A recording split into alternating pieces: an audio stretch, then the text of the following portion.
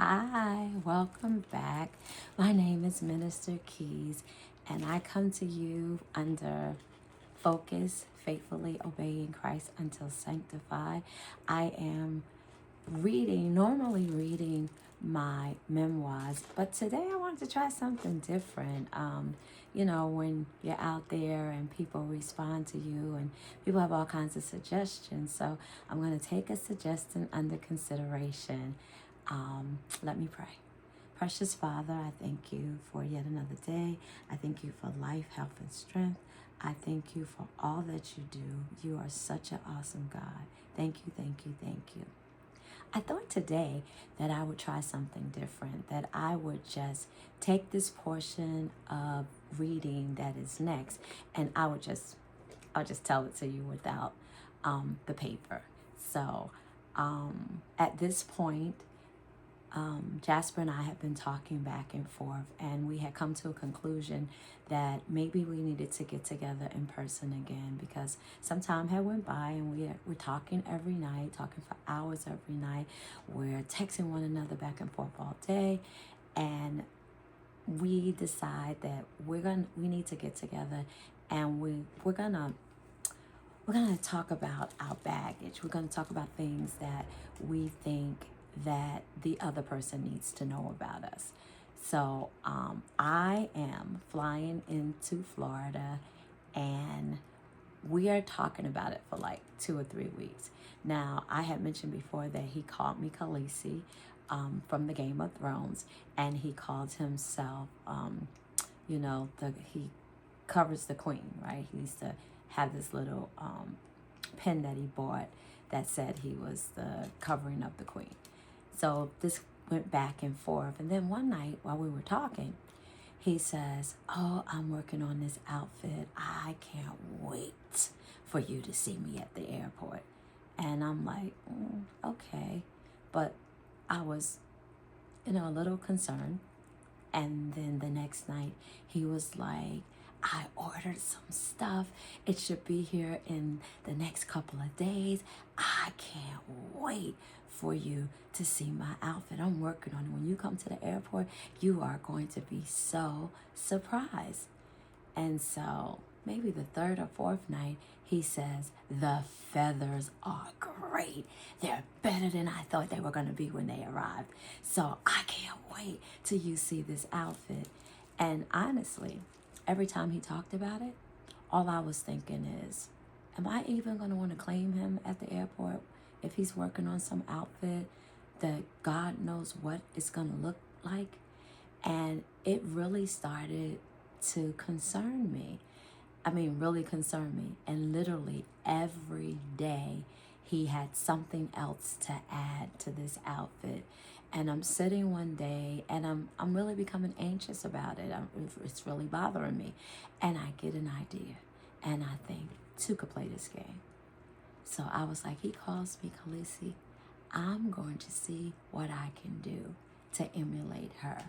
So I search through my closet. I find this beautiful black gown that has lace right in this area. I mean, very beautiful. It has lace on the arm. It fits ever so nicely. And then I went and I found jewelry, like real royal looking jewelry, and I put the necklace on and I put the earrings on, and they matched. And I was like, something is just not right. I said, oh my God, I should go to the store and I should get a blonde wig. And I go to the store, but it's got to be the perfect blonde wig, right? I go to the store and I get a blonde wig with a blunt cut. I mean, it was a beautiful blonde wig. And I put that blonde wig on, and I said, it's not enough. Then I decided I needed some dark sunglasses. So I get all this together, I get the right shoes, and I'm absolutely excited. So we were gonna go to the farm and we were gonna be at the cottage, and we had already decided there wasn't gonna be any intimacy, none of that. We were literally going to set aside our phones and we were just gonna share. We were gonna share things that we hadn't shared over the phone, just baggage, unpacking baggage, just so that each person will know what they are getting into in this relationship, in this marriage, this almost marriage, right? So I pack everything in the suitcase. And the plan is I get off the plane, I dip into the bathroom, I change all my clothes, and I go out as, I go out in disguise. And then of course I get a look at what he looks like, so I'm not, devastated by whatever outfit he has on. So sure enough, I fly, I arrive safely, I duck into the bathroom. Thank God they have a bathroom on that side before you get to the waiting room. And the waiting room has a huge arch, and then you see all the seating outside. So I changed my clothes, I put on that wig, I put on those dark glasses, I put on red lipstick, and I got red fingernail polish, and I think I look really good. And I also think I don't look like myself, right? So I get to the opening and I see him. And I wish y'all could have seen what he had on. He had on black pants, a black t-shirt, and that was it. And so now I'm a little perturbed, just a little perturbed. But I get to that opening and it's a little delayed. Everybody gets off the plane. Everybody kind of comes out at the same time. He knew what time my plane was arriving. He was sitting right there.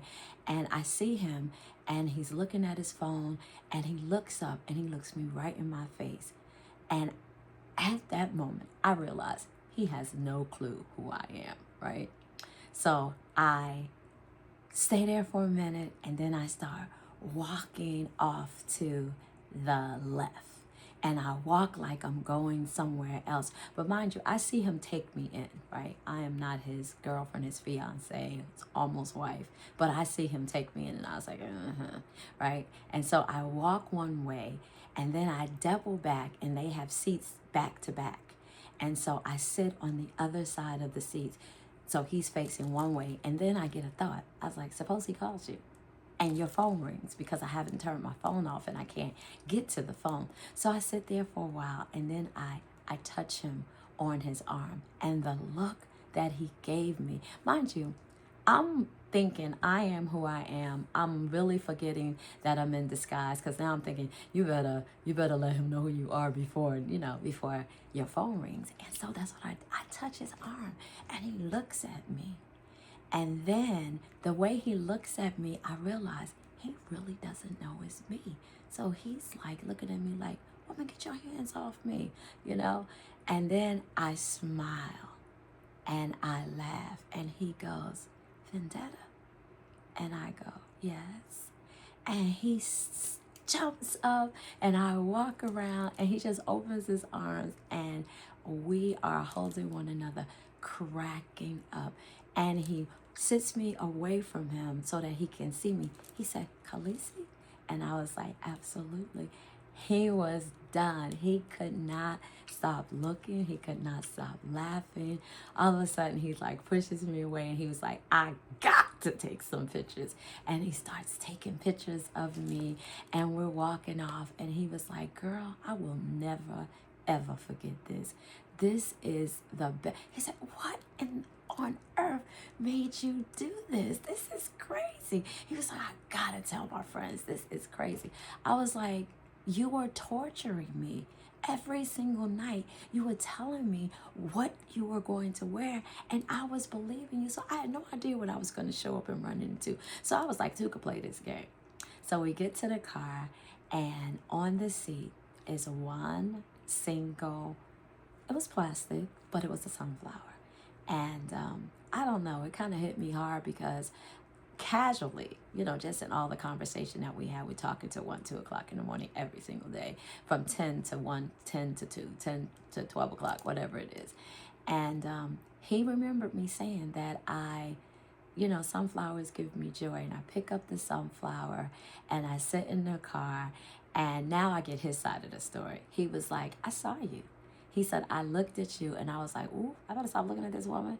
He's like, I don't need her coming. This is him talking. He's saying, I was thinking to myself, I don't need you coming and catching me watching somebody else. And he said, and then you walked away and, I didn't look anymore. He said, but now I'm concerned because nobody else is coming out and I know what time your plane was coming.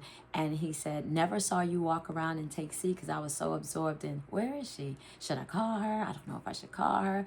Maybe she stopped to go to the bathroom. This is all the things that he is thinking.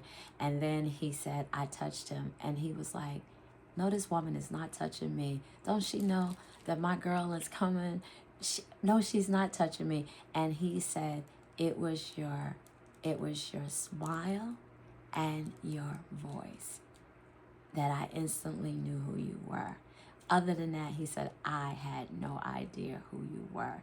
And it just reminds me that, isn't it awesome to know that our Father in heaven knows the very hair on our heads. Therefore, he knows every grunt, every cry that I cry out. He says that we should know, my servants know my voice, and we should know his voice like that too. That weekend we shared a lot. We talked a lot about trauma and all kinds of things in our lives. And we really did put our phones away and we just talked. Well, y'all know we can talk anyway. But I love that God is so good. I love that he is so awesome. I mean, have you ever been known not by your face, but by your voice? Because it was my voice that got him. Okay, and my smile.